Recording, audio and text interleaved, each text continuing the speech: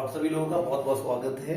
आज हम BT equation को डिराइव करने वाले हैं और बीटी इक्वेशन को डिराइव करने से पहले हमें उस इक्वेशन को डिराइव करने के लिए कुछ पॉइंट, कुछ एजम्पशन, कुछ हमें चीजों को मानना पड़ता है, कुछ एज्यूम करना पड़ता है।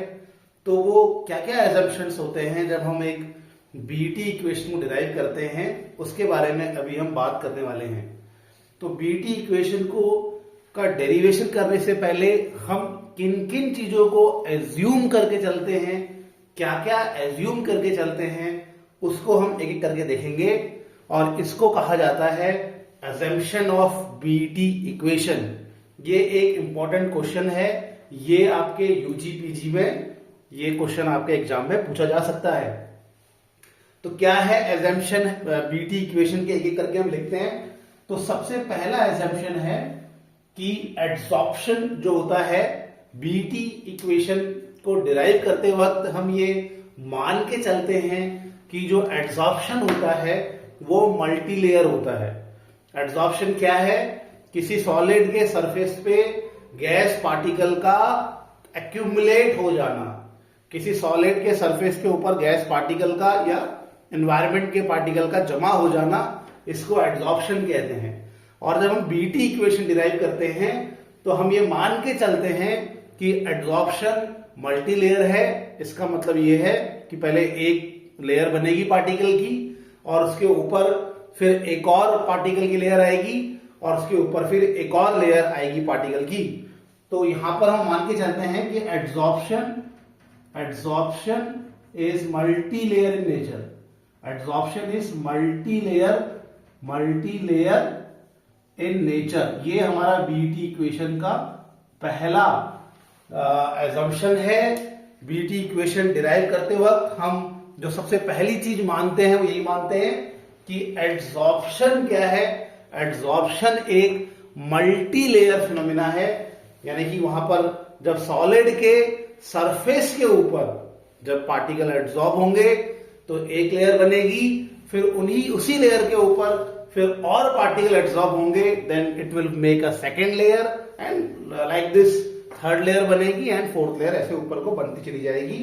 तो एड्सॉर्प्शन जो है वो बच्चों मल्टी लेयर नेचर का होता है। ये बीटी इक्वेशन मानती है। दूसरा ये मान के चलना है कि जो एड्सॉर्बेंट है, इसमें लिख लेता हूं पहले। दूसरा ये मान के चलना है कि जो एड्सॉर्बेंट है हैज यूनिफॉर्म लोकलाइज्ड साइट्स। इसका क्या मतलब है? इसका यह मतलब है कि भैया जो एड्सॉर्बेंट किसको कहते हैं? जो सॉलिड सरफेस होता है जिसके ऊपर गैस के पार्टिकल एक्यूमुलेट होते हैं, जिसके ऊपर गैस के पार्टिकल जमा होते हैं, इसको हम एड्सॉर्बेंट कहते हैं। एड्सॉर्बेंट में कैसे, आखिर गैस के पार्टिकल जमा कैसे होते हैं? पिछली क्लास में देखा था, हमने बताया था आपको कि जो एड्सॉर्बेंट है इसके सरफेस में पार्टिकल्स के बॉन्ड पूरे नहीं हुए होते हैं और इन बॉन्ड्स को हम कहते हैं फ्री वैलेंसी। इस बॉन्ड को हम कहते हैं फ्री साइड्स। ठीक है, तो ये अंदर के जो पार्टिकल हैं वो तो हर तरफ बॉन्ड बना रहे हैं। जो अंदर बल्क में जो पार्टिकल हैं वो हर तरफ बॉन्ड बना रहे हैं, दे आर सेटिस्फाइड। लेकिन जो सरफेस के पार्टिकल हैं वो उनके एक तरफ बॉन्ड हमेशा फ्री रह जाते हैं, वो एक तरफ उनकी वैलेंसी हमेशा फ्री रह जाती है। इनको हम फ्री वैलेंसीज कहते हैं, इनको हम एक्टिव साइट्स कहते हैं। ठीक है, तो ये जो साइट्स होती हैं जहां पर ये जो फ्री वैलेंसी होती है, इसी को पूरा करने के लिए ऊपर से गैस के पार्टिकल क्या है आते हैं और यहां पर बॉन्ड बनाते हैं। तो ये एक एड्सॉर्प्शन का कारण होता है। और भी कारण होते हैं एड्सॉर्प्शन के। तो ये जो एड्सॉर्बेंट है, एड्सॉर्बेंट में ये जो साइट्स हैं, ये साइट्स हर जगह एक जैसी होंगी। ऐसा नहीं होगा कि कहीं पे साइट्स ज्यादा हैं, ऐसा नहीं होगा कि कहीं पे साइट्स बहुत ज्यादा हैं और कहीं पे साइट्स कम हैं, ऐसा नहीं होगा। तो ऐसा नहीं होगा कि यहाँ पे कहीं पे साइट्स ये जो फ्री वैलेंसीज है वो कहीं पे बहुत ज्यादा है, ऐसा नहीं होगा। और कहीं पे बहुत कम है फ्री वैलेंसी, ऐसा नहीं होगा। तो फ्री वैलेंसीज, ये जो एक्टिव साइट्स होती हैं जहां पे एड्सॉर्प्शन हो सकता है, वो एड्सॉर्बेंट में, सॉलिड के सरफेस में हर जगह क्या होगा, एक जैसा होगा, यूनिफॉर्म होगा। तो ऐसा हमारा बीटी का इक्वेशन को डिराइव करते वक्त हमने क्या करना है, एजम्पशन मानना है। तीसरा हमारे पास जो हमें मान के चलना है, तीसरा जो बीटी इक्वेशन डेरिवेशन के वक्त एजम्पशन लिया जाता है, वो ये लिया जाता है कि एक जगह पे जो एड्सॉर्प्शन हो रहा है, एक साइट पे जो एड्सॉर्प्शन हो रहा है और दूसरी साइट पे जो एड्सॉर्प्शन हो रहा है, वो एक दूसरे को प्रभावित नहीं कर रहे हैं। मतलब adsorption at one site does not effect the adsorption on the other side. तो ये एक और बड़ी इंटरेस्टिंग बात है, इसको लिख लेते हैं कि एड्सॉर्प्शन एट वन साइट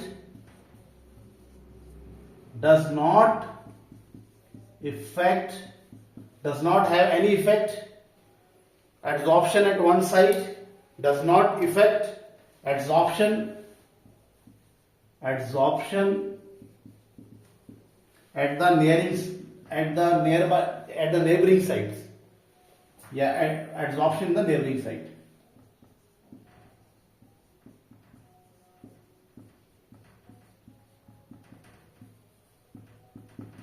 ठीक है, तो एक जगह पे जो एड्सॉर्प्शन हो रहा है, वो एड्सॉर्प्शन उसके नेबरिंग साइट में जो एड्सॉर्प्शन है उसको प्रभावित नहीं करता है, ऐसा मान के चलते हैं। ये एक्चुअली ड्रॉबैक भी है इसका, क्योंकि ऐसा नहीं होगा कि एक जगह पे जो एड्सॉर्प्शन हो रहा है वो बगल वाले एड्सॉर्प्शन को प्रभावित ना करे, ऐसा नहीं होता है।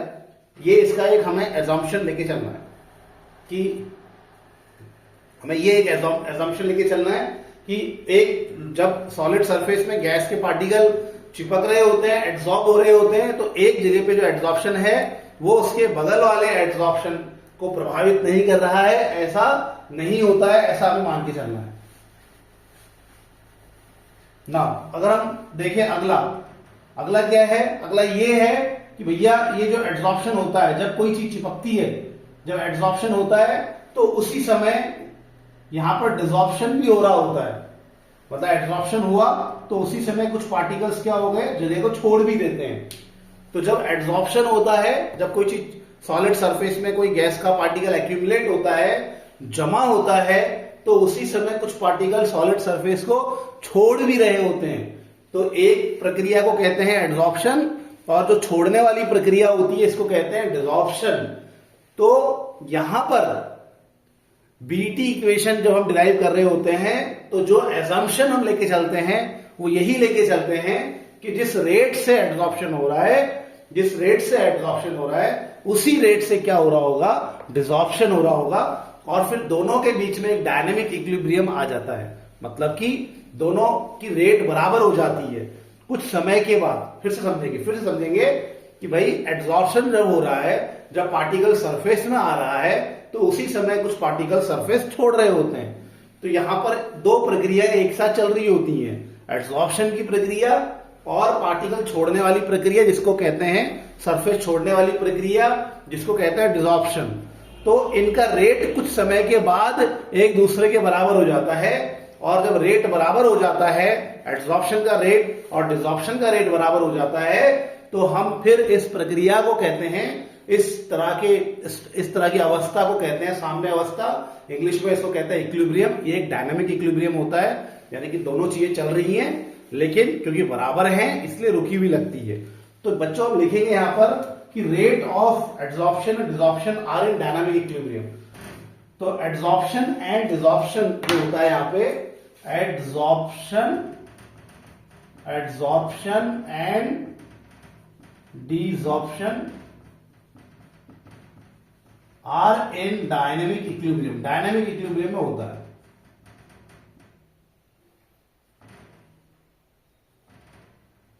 Okay, dynamic equilibrium.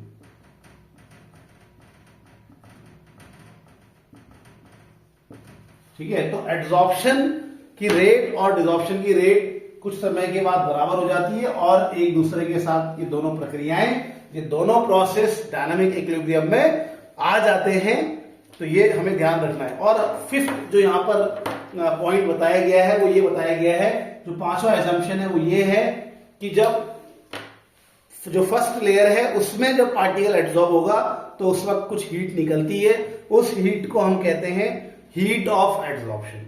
और ये केवल फर्स्ट लेयर के साथ ही इसका संबंध होता है, बाकी लेयरों के साथ हीट ऑफ एब्जॉर्प्शन नहीं जुड़ी होती है, ऐसा हम मान के चलेंगे कि जब फर्स्ट लेयर बन रही है, पार्टिकल सरफेस में आ रहे हैं, तो उस समय हीट बाहर निकलती है। वो तो होता ही है, जब चीजें चिपकती है तो हीट निकलेगी, और इसको जब चीजें आपस में अट्रैक्ट होती हैं तो हीट निकलेगी, और इस हीट को हम हीट ऑफ एब्जॉर्प्शन कहते हैं।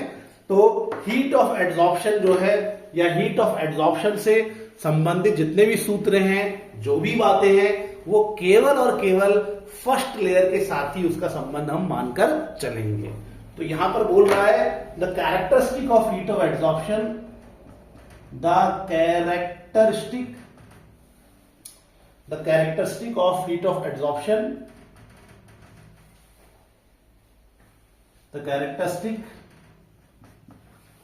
heat of adsorption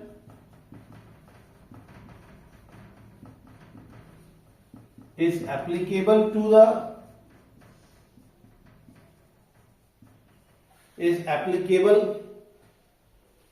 the first layer only, to the first layer only। ठीक है बच्चों, तो ये बात हमें ध्यान रखनी है। तो 5 हम यहाँ पे एजम्पशन मान के चल रहे हैं जब हम बीटी इक्वेशन को डिराइव करेंगे। तो जो पहला एजम्पशन है वो ये है कि जो एडसॉर्प्शन है वो एक मल्टी लेयर फिनोमिना है, यानी कि बहुत सारी लेयर्स यहाँ पर बन रही होती हैं। दूसरा हम ये मान के चलेंगे कि सॉलिड सरफेस में जिन जगहों पे एडसॉर्प्शन होता है, यानी जो साइड्स होती है, जो वैलेंसीज होती है, वो यूनिफॉर्म नेचर की होती है, हर तरफ समान होती है।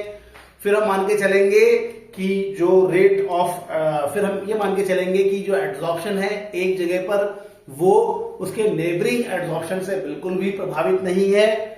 और अगला पॉइंट हम ये मान के चलते हैं कि rate of desorption and rate of adsorption, दो लेयर में जो रेट ऑफ डिसॉर्प्शन और एडसॉर्प्शन है वो एक दूसरे के कुछ समय के बाद बराबर हो जाता है, यानी कि डायनामिक इक्विलिब्रियम में वो आ जाता है, ये मान के चलेंगे।